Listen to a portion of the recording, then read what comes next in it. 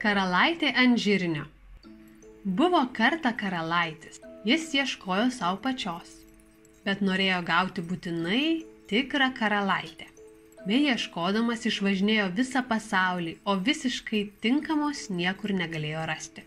Karalaičių buvo daug, tik kiekvienai vis šio to ar kitko trūko.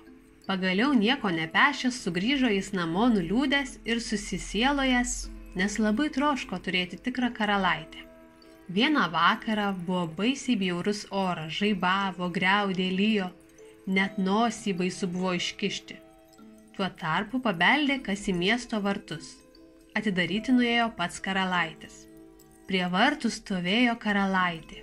Viešpatie, į ką ji buvo panaši. Nuo galvos ir drabužių varvėjo vanduo tiesiai į kurpių užkulnius, o iš užkulnių vėl sunkėsi laukan. Tačiau jis sakėsi esanti tikra karalaitė. Tai mes to jau pamatysim, tarė savo karalienė, bet sakyti nieko nesakė. Nuėjo į miegamąjį, nutraukė nuo lovos visus čiužinius ir pagalves ir padėjo ant lentų žirnį.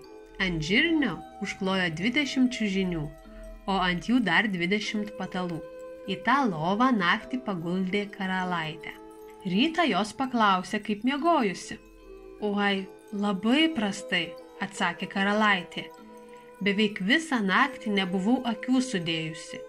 Šunys žino, kas ten lovai buvo. Kažkoks daiktas toks kietas gulėjo man pašoniai, kad visas mano kūnas mėlynas, tiesiog bjauru.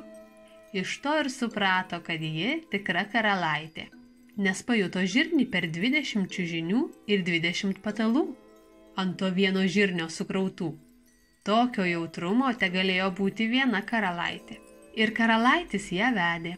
Dabar jis gerai žinojo, kad ima tikriausią karalaitę.